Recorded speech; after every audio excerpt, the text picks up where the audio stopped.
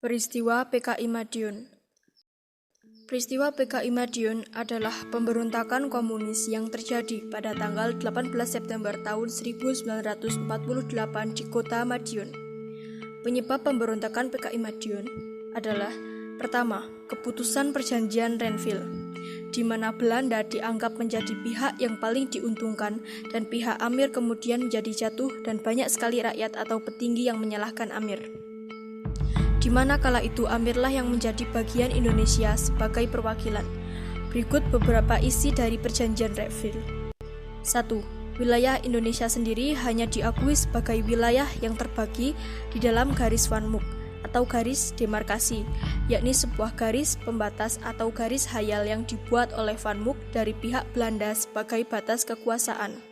Kedua, sebelum pembentukan Republik Indonesia Serikat, maka Belanda tetap memiliki kedaulatan atas negara Indonesia. Ketiga, kedudukan atas RIS akan sejajar dengan kedudukan kerajaan Belanda di dalam Uni Indonesia Belanda. Keempat, RIS akan mencakup semua bagian dari Republik Indonesia. Kelima, sementara waktu kerajaan Belanda bisa memberikan penyerahan kekuasaan kepada bagian pemerintah federal, sementara RIS belum terbentuk. Hal itu menyebabkan Amir memberikan mandatnya kepada pemerintahan RI pada tanggal 23 Januari tahun 1948, di mana Hatta kala itu menyusun kabinet tanpa keikutsertaan golongan sosialis maupun golongan kiri. Kedua, pembentukan FDR. Amir yang kala itu telah memberikan mandat kepada pemerintahan menjadi bagian dari partai oposisi di kabinet susunan Hatta.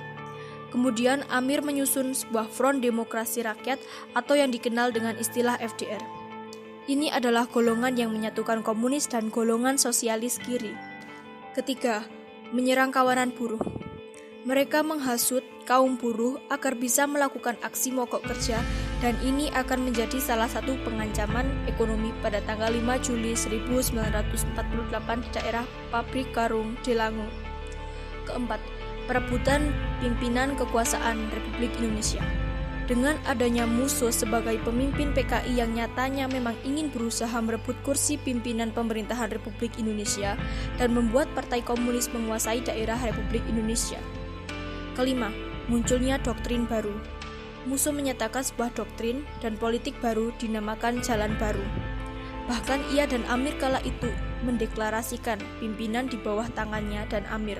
Mereka bahkan memporak-porandakan kepercayaan dengan melakukan penghasutan dan membuat semua golongan menjadi bermusuhan dan mencurigai satu sama lain.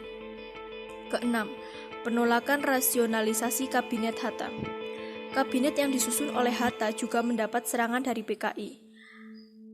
Oleh karena itu, ada tetapan Presiden pada tanggal 2 Januari 1948 untuk melaksanakan gerakan rasionalisasi dalam upaya perperangan. Kronologi peristiwa. Peristiwa pemberontakan ini dipimpin oleh Musso dan Amir Syarifuddin dengan beberapa tokoh muda, di antara lain Aidit, Lukman, dan Nyoto diangkat sebagai Politbiro. Waktu peristiwa ini terjadi pada tanggal 18 September tahun 1948 hingga 30 September 1948 sebagai akhir peristiwa. Pada saat kronologi peristiwa, tanggal 18 September tahun 1948, PKI melancarkan pemberontakan di Madiun.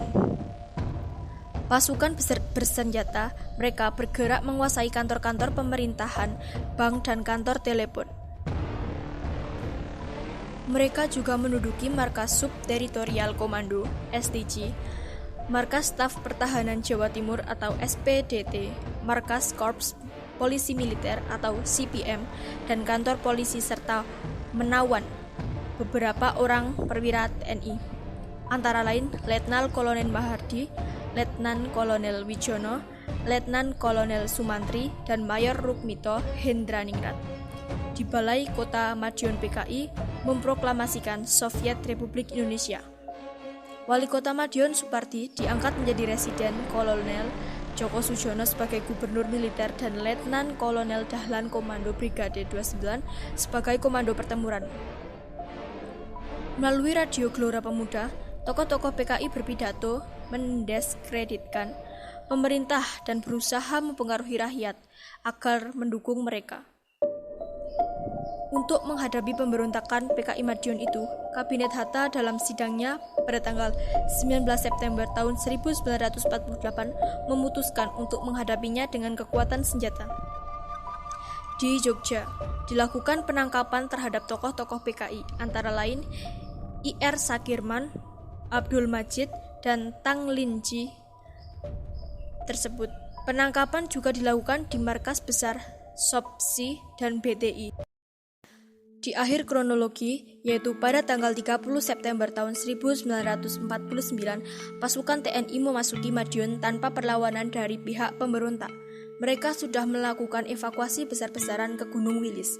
Sesudah Madiun dikuasai, operasi dilanjutkan ke tempat-tempat lain.